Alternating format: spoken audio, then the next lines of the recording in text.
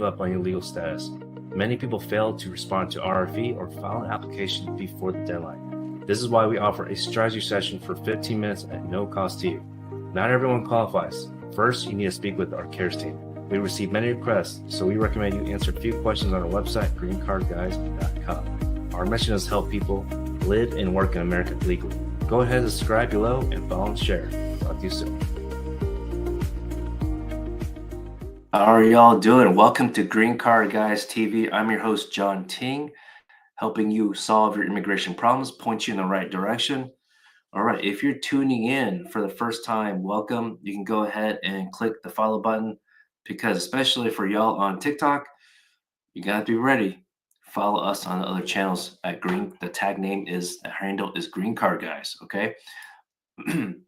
And if you're new, want to share with you, you're welcome to share your experience, of course, and also ask your question. We don't gatekeep over here. We're happy to share information. Of course, it may stop at a certain point. If you're going to ask like, how to do step by step, then you need attorney representation. We offer you a quote. But look, there are many situations where we literally could just point you in the right direction with a link. Okay. If you're an attorney, want to learn more information, how to become an immigration lawyer or how to do it, how to niche down to a certain thing, law firm owner, happy to share that too. DM us. Okay. Let's see. And what else to share with you? If you're returning to the channel, thank you so much. You know what to do. Please tap the screen on your respective channel. If you're on YouTube or Facebook, click the like button when you get value, okay? So here's the thing. I'm going to answer some questions. Rick, thanks so much for the roses. By the way, y'all don't have, at least on TikTok, y'all don't have to give me those roses. If you want, save your money so that you can schedule a meeting with us, okay? Thank you so much. There's many different situations where we can, let's see if I can click this thing. There we go. Oops, I don't know why that keeps popping up, the cats. There we go. Okay. So the main thing, my theme here on the live shows are to, again, as I mentioned, point you in the right direction and ultimately avoid immigration problems. So there's so many different scenarios. I need to write them down, share with my team so that my marketing team can put together a free guide. But especially those on TikTok and other platforms, you try and find me in the future, want to get free information, okay? Like something tangible. Go to my LINK on your respective platform and then scroll down later on, scroll down. All you have to do is, of course, provide a name. Look, if you want to give a fake name, that's cool. But if you want to get the free guide, put your email in there and you get a free guide about top questions to ask a law firm for immigration services. Really, it could be applicable to other areas of law. But, for example, I can share with you right now, how soon are you going to file my case? We have had so many inquiries from y'all and we're like, well, do you know if your lawyer or prior lawyer filed your case? And they might say like, you know what? I don't know. Some people say like, yeah, they told me they did. I'm like, they told you? Okay, great. But did they provide you proof? So here at Green Card Guys, on the first day that you become a client with us, you sign the documents, the contract, we share a Dropbox folder, okay? This day and age in the 21st century, and especially after pandemic, having these like video meetings, whatnot, even before that, there's been cloud folders. We just share it. Like we try our best not to keep physical documents. Hey, Jahan, good to see you. Welcome back. Okay. Let me see. I got some questions here. Happy to answer. C. Kindle, why is your green card taking so long? You're on 14 months. Depending what part of the case you are, but if you're at the petition stage, like you can see here on TikTok, I got these two right here. Okay, if you're a petition only, sponsored by immediate relative, for example, a spouse that's a U.S. citizen, it's not actually 15.5 months anymore. It's 16 months if that's petition only. Now, if you're sponsored by a resident, it actually, or any family preference, they don't give you a number of months anymore. Okay, it actually says see notes. So we actually do have we're gathering, y'all, if you want to join the wait list, this lawsuit, we're going to consider doing group lawsuit, a class action for people in that scenario, a petition pending. Some of y'all have told me like pending for like 5 years. And it's because of family preference. They don't want to give you a decision on that petition until your prior date shows up on the visa bulletin. And that is problematic for several reasons. And one of them is if you're in America, the immigrant beneficiary is in America and needs to file a waiver for the waive the unlawful presence. That is a problem. Okay. If you're sponsored by a US citizen and you enter America with a visa, you don't need the waiver for unlawful presence. By the way, of course, I have to tell you, this is information purposes only and possibly entertainment purposes. I don't dance here on a live show, but I can tell you it's for information purposes. And if you want legal advice for your specific situation, of course, it's best to talk to my legal team one-on-one. Okay, so the best thing to do is go to my link, LINK, and schedule a meeting. All right, let's see. Thank you so much for your questions. Thanks for your trust to even ask the question. All right, we're live on 4 platforms. So if you're on TikTok, this thing's going away January 19th. So I mean, although it is good to follow, click the follow button on our respective channel. Go ahead and follow us on the other channels, Instagram, Facebook, and YouTube. Just in case, just in case. We don't want to lose touch with each other. Okay, y'all. All right. So Jasmine here on TikTok has a question. Hi, after an approved I-130, what is the next step for immediate relative who is outside America? Okay, so the next thing for that to expect after the approval notice, the 797C notice in the mail, is an email from the National Visa Center. Okay, and that usually takes about 2 to 4 weeks on average. But if it's definitely more than a month, you want to inquire with you and National Visa Center because you're supposed to get it like a welcome email that essentially has 2 new case numbers, well, 2 set of numbers. One is called an NVC case number. It starts with 3 letter characters and a bunch of numbers, and so that's specific to the consulate or embassy. And then another set of numbers is the invoice ID number. So the main thing is getting that email. And of course, there's a bunch of other steps after that. Hello, Laura Rain. You entered with a visa and went to Canada and did not seal your passport for entry. What do you mean you did not seal your passport for entry? What can you do AOS? Do you mean like you did not reveal it? You did not share it? It you entered. I'm assuming you entered America with the visa, then you left to go to Canada. Well, it depends what happened after you left to Canada. Like how many days were you in America in the first place before you left to Canada? And I hate to assume, but um, you may have some unlawful presence. I'm making that safe assumption, but you definitely want to in that situation. You want to make sure if you have like some kind of permanent bar or unlawful presence bar, then you want to check with our legal team about that. Okay, so if you want to speak to one of our lawyers directly, we don't give any fluff, okay? But if you want to just speak directly to one of our attorneys, you're welcome to do that in my LINK and YouTube and Facebook. It's down below in the description box. That is option number 2. And we charge 3 digits for that, okay? Which is like most law firms. But if you want our services, we're not going to force you to talk to an attorney. I mean, eventually you will as part of our onboard process, okay? When you sign up. But if you're just interested, number 1, thank you so much. Read our Google reviews, okay? You make sure do your due diligence like you would for figuring out which restaurant you're going to go to, okay? Let's see here.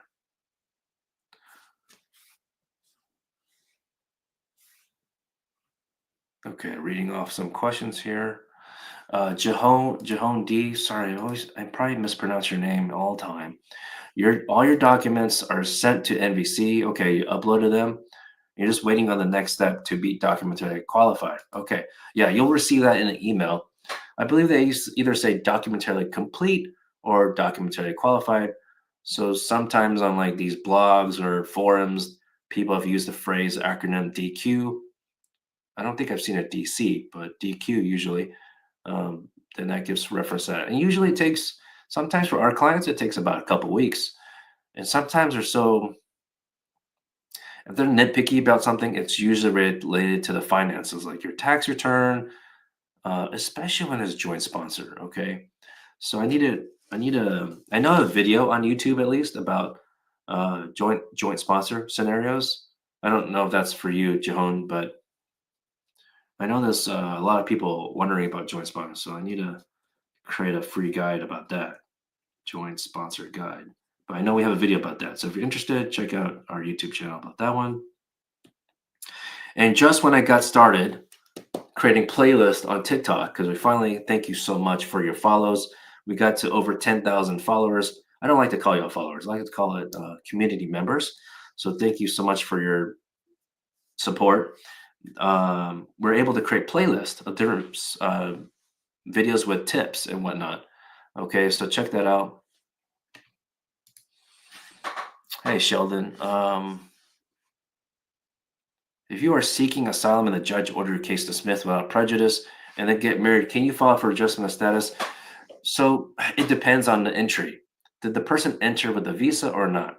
If you enter with a visa and never left after that, then yes, you can, the immigrant beneficiary can file for adjustment of status along with the petition signed by the sponsor, US citizen. But if the person entered without a visa, so illegally, then then you eventually need to apply for a waiver. And so you cannot apply for a waiver and then do adjustment of status unless you qualify for an exception.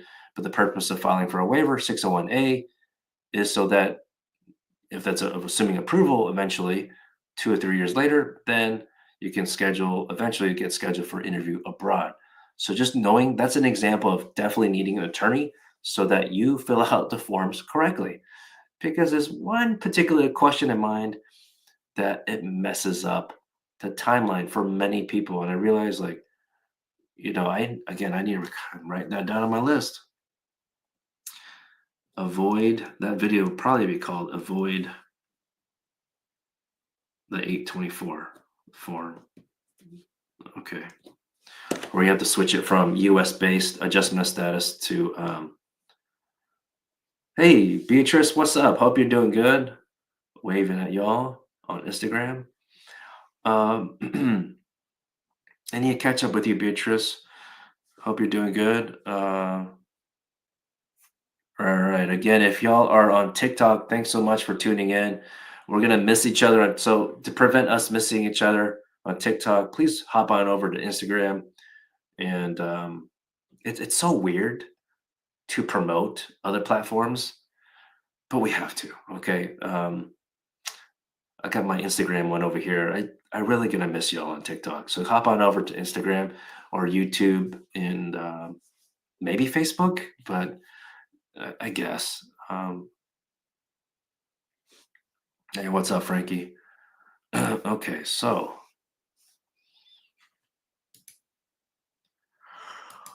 unlawful presence but was inspected. So we would have to look at, or one of our attorneys would have to look at what kind of documentation with inspected because inspected is not enough. Legal entry with inspection is what we call it essentially. So, okay, y'all, I have 9 minutes before I have my stand-up meeting with my team. Yeah, I still have to train my team and catch up with them, keep track of everything with them. Man, there's a lot of hats to wear. If you're a business owner, entrepreneur, you definitely know what I'm talking about. Um, it's usually a thankless job. I'm very grateful for my team. Anyone's watching, I'm very grateful for you. Um, The chosen one asked, is the Lincoln Riley Act apply to green card holders? Is it just undocumented or green card holders? I'm not sure. I need to read up on that. So I will record a video. So of course, follow and stay tuned for that video. I actually need to do that today because obviously that's a hot topic right now. Um, I don't want to mislead y'all to say one thing or the other. I'm definitely not here to fearmonger, not like the Conservative Party of America. Okay, so Democrats do that too sometimes. Let's see. Laura Rain, you said I-94 error. What can you do to prove your legal entry? What do you mean there's an error? Is it like online it doesn't show up? Because usually the past couple of years it's been online, and you don't get that paper card anymore in your passport. If they still do for some reason, it's been more than 5 years. If they still do give you a paper card, let me know which custom port of entry or airport you went to. I'm kind of curious, but what kind of error? So, in some scenarios, you might think, well, do I really need to speak to a lawyer? Do I really need to pay 3 digits? I mean, if there's a way we could save you some time, although it would take my time to record a video for y'all, um, you could submit an inquiry with us. Of course, the best thing is, if anything, is put in option number one. Right now, limited time offer is this amount of money. And it's not to speak to lawyers, a client care specialist, okay, non-attorneys. But again, I train them literally every day. They're probably tired of me training them. So take a look at that. Or you could submit an email us. It's in a LNK, and our team will evaluate if myself or a team member could just do a video, a quick video. It does not that quick, but or you have to schedule a meeting. Okay. So let's see. So like this situation by Laura Rain, I-94 error. I need to know more about the what kind of error specifically. Um, Lloyd's 2009 asked, is medical and SNAP public charge? It can be in terms of SNAP. So like what some people call like food stamps. Um, hmm, that's another free guide I need to put together. Public charge. But otherwise, you can Google public charge USCIS, and it likely has a list of information there. Okay, so take a look at that. Medicaid, yeah, medical, and SNAP. It may depend on your state and how they evaluate that. Okay, I got 5 minutes, y'all. All right, Julie Lake on Instagram. You're a green card holder. Congratulations to you. If you got 2 kids out of status with legal entry, can we help? Yes, we can, Julie. The quick thing is, the quick strategy here is that you can file a petition now, but assuming I'm inferring that because you said out of status that your children are here in America. Um, Depending on their age, the pathways are a little bit different, but you cannot file adjustment of status for them right now. Okay, at the very minimum, petition I-130 as a family member. But the default right now is since you're a green card holder, then it'd be as a family preference category, which is going to be a delayed process. Well, I don't know why I was stuttering. I have just so many words that want to come out. So, but otherwise, if you're able to get your green card through, let's say, a spouse, depending on the age of that relationship that was created, if it was before the kids were 18, then maybe your spouse can file for your kids. Okay, so something to consider. Happy to share more advice on that. Um, I don't know where it shows up on Instagram, the LINK. I guess the profile. Um, all right. Shoot, I got 4 minutes. Let's see. Let me look at Instagram. Let me look at YouTuber here. Gigi, how long does it take to get your green card after you receive your social security number? So it's not so much based on when you got your social security number. It's based, if anything, our timeline that we track based on your receipt date. And also depends on the location of your field office. We take a look into that consideration. But generally about 10 to 15 months after your receipt date, if it's for residency, AOS, okay, adjustment of status. Uh, but Gigi, let me know how soon did you get your social number and your work permit after you filed for all those applications, at least the 765. I'm kind of curious about that. Sophia, Sophia, looks like you're on the beach in your picture. All right. Good afternoon. You have a quick question. By the way, all you have quick questions. I just have longer answers. Um, and happy to answer. For your wife to stay in the country in America legally, does she need to have status such as F1, student visa, or work visa under H-1B? I mean, preferably, but it's not required if you're a U.S. citizen. It's not required for your immigrant foreign national spouse or soon-to-be spouse to have non-immigrant visa. Of course, I know some of y'all definitely want to not overstay the visa, but some things to consider if the sponsor is a U.S. citizen spouse, specifically spouse, then the USCIS policy manual. I'm not going to tell you because it's not coming from my mouth. I didn't create the law, but the USCIS policy manual. Okay, that was my disclaimer there. The USCIS policy manual says it waives. It doesn't say automatically, but essentially it's like automatic, assuming approved, that it waives unlawful presence of an essential overstay if sponsored by immediate relative classification. So one of the common examples is sponsored by a U.S. citizen spouse. Okay, so and as long as, of course, there's been legal entry initially, or the most recent entry. Okay, because I mean, that's nice that you want to go under F1, but man, that is expensive. So even more reason if there's case delays, we have helped people who have been stuck in so many situations, not just the what do you call the adjustment of status. We filed mandamus lawsuit for almost every scenario.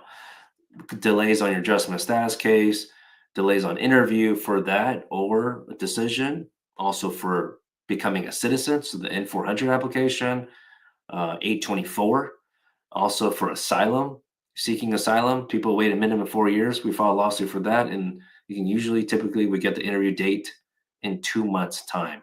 Of course, I can't guarantee that for everyone, but that's just generally what's been going on the past couple of years. Okay. And also for student visas, people apply for a student visa, had the interview, everything looks wonderful. Interview took maybe less than 5 minutes. You're like, gravy, everything's good to go, right? And the officers look at you, yeah, yeah, everything's good. And then the next day pat comes by, the next 24 hours, you get an email saying you need to fill out DS 5535 or you got 221G, and you're like, what the hell? The officer told me it was all good. Eh, that's not right. And it's something going on internally with the State Department, okay? Something going on in there. They're just trying to find delays, and they generally call it background check, okay? How easy is that? Of course, national security, they got to do a background check. But then you think, like, wouldn't they do that before the interview? So if you're in a situation, especially also abroad, let us know if you're delayed. If you get 221G or you even didn't get the interview, it's been at least a year and DQ'd and still waiting a year, contact us. Even if you like, yo, even if it's been like 2 months, you're like, well, is my case delayed? Like, you're biting your fingernails. You're like, is it too long? Like, is it delay yet? Like, look, like 2 months is not long enough. It's not normal. It's normal. I mean, to continue processing. But look, if you don't know, you don't know, right? You don't do this every day. So, well, our team will tell you. We have a free guide about that. Essentially, a chart. Just contact us. Alrighty. Sophia. Okay, great. You got a petition on file for your spouse and waiting for the next step. So yeah, just expect that there will be an interview, by the way, for adjustment status. I've honestly, with the new president coming in, of course, um, but honestly, I've been surprised that they waived a lot of interviews. It's a great thing for y'all, great thing for us, but yeah, that's just not common to waive interviews in the history of the USCIS.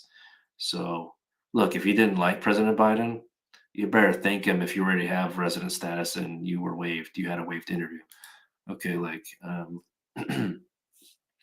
all right, y'all. Thank you so much. Thank you so much for your questions. I got a split to get to a team meeting, so I'll see you tomorrow. Okay, take care. Peace. Just a couple taps. Houston, Texas. I'm based in Houston. Thanks.